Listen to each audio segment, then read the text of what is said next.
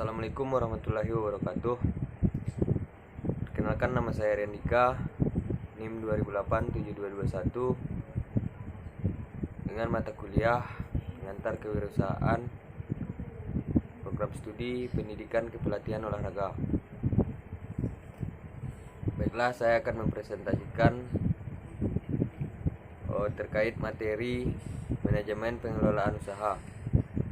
Manajemen pengelolaan usaha adalah proses perencanaan atau pengorganisasian, memimpin dan mengendalikan kegiatan berbagai sumber daya dalam organisasi melalui usaha manusia sistematik, terkoordinasi dan kooperatif untuk mencapai tujuan organisasi. Ada banyak ungkapan mengenai sukses dalam dunia bisnis. Beraksi itulah hal wajib bagi para pengusaha. Jika sudah melakukan, meski salah, paling tidak kita tahu di mana letak kesalahannya. Dari sinilah kemudian pengusaha itu disebut sebagai manusia pembelajar. Belajar dari pengalaman, belajar dari kehidupan.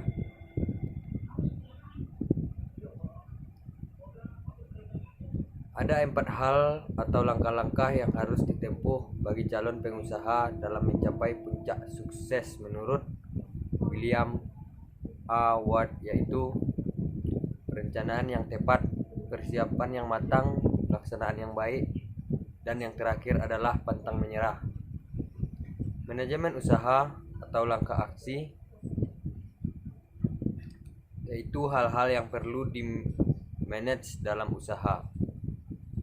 Perkembangan zaman, rencana, keuangan, dewan penasihat, keseimbangan dan memperluas jaringan. Manajemen usaha administrasi dapat didefinisikan sebagai fungsi memanfaatkan dan mengelola sumber daya yang tersedia dalam organisasi.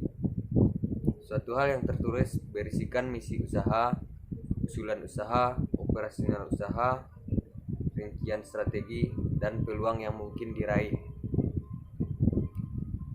Fungsi dari perencanaan: 1. Sebagai pedoman untuk mencapai keberhasilan.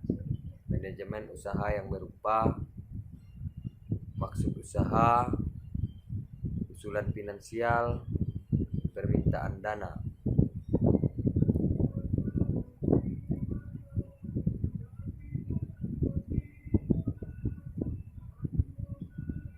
2. Sebagai alat untuk mengajukan kebutuhan permodalan yang bersumber dari luar yang berupa manajemen usaha, pemasaran, produksi, operasional, keuangan perusahaan. Pengelolaan keuangan adalah bagaimana mengusahakan sumber dana, menggunakan dan mengendalikan dana-dana perusahaan. Ada 3 aspek dalam pengelolaan keuangan, yaitu 1. Sumber-sumber dana atau keuangan perusahaan. 2. Perencanaan dan penggunaan dana. 3. Pengawasan dan pengendalian dana.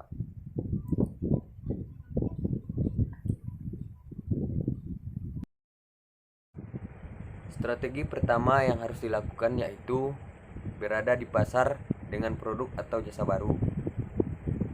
Posisikan produk dan jasa baru tersebut pada relung pasar atau yang tidak terlayani. Fokuskan barang dan jasa pada relung yang kecil tetapi bisa bertahan.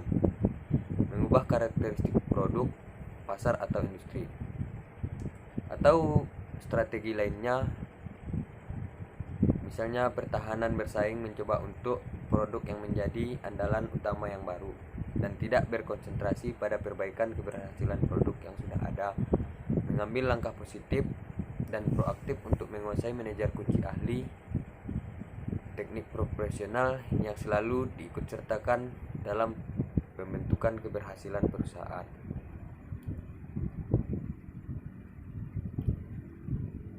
Perencanaan dan studi usaha selalu diperlukan setiap kali kita ingin menjalankan sebuah usaha, tidak peduli seberapa besar atau kecil sebuah usaha. Perencanaan dan studi lapangan adalah sebuah hal yang mutlak.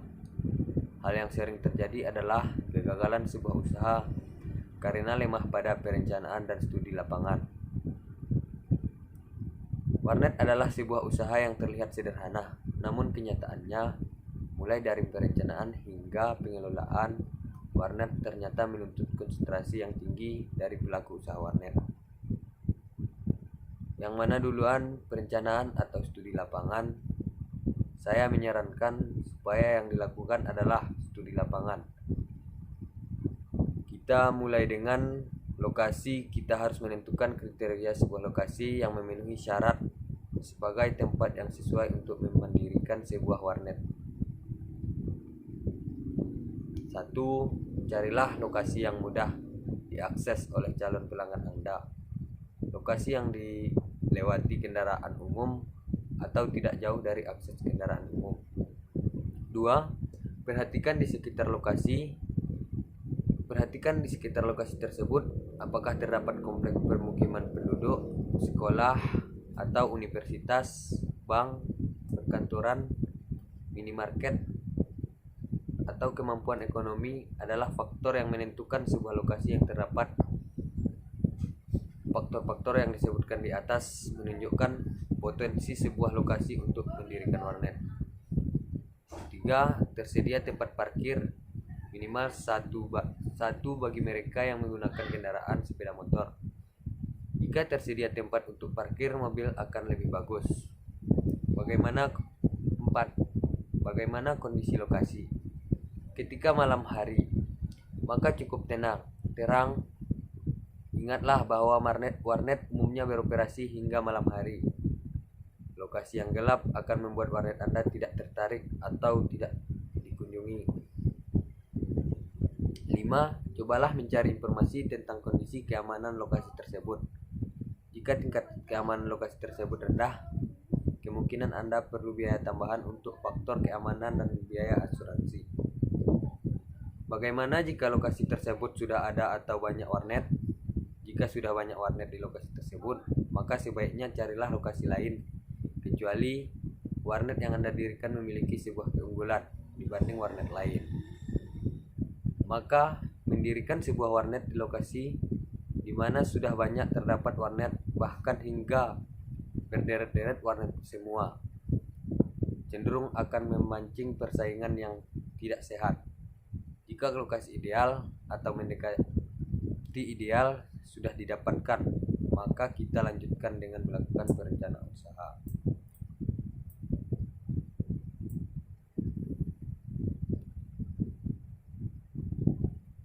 Pengelolaan usaha. Perencanaan usaha adalah suatu cetak biru tertulis yang diberisikan tentang misi usaha, usulan usaha, operasional usaha, rincian finansial, strategi usaha, peluang yang mungkin diperoleh, dan kemampuan serta keterampilan pengelolaannya. Perencanaan usaha mempunyai dua fungsi, yaitu 1. Sebagai pedoman untuk mencapai keberhasilan manajemen usaha. 2. Sebagai alat untuk mengajukan kebutuhan permodalan yang bersumber dari luar.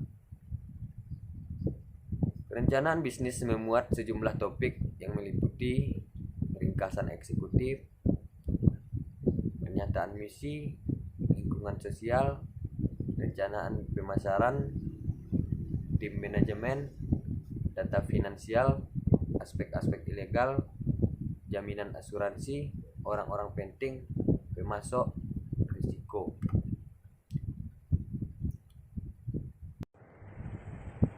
Mungkin sekian presentasi yang dapat saya sampaikan. Apabila banyak kesalahan mohon dimaafkan. Wabillahi taufiq wal hidayah. Wassalamualaikum